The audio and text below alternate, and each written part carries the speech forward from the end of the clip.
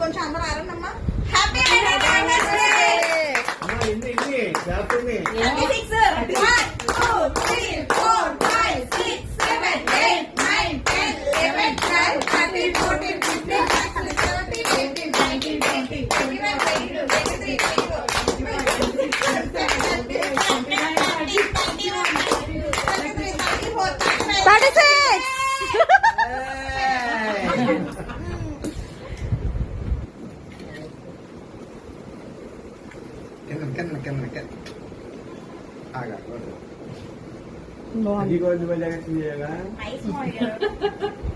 పెళ్లిలోనే బయట ఇచ్చేస్తున్నారు ఏంటి అప్పుడే పెళ్లి కూతుర్ని.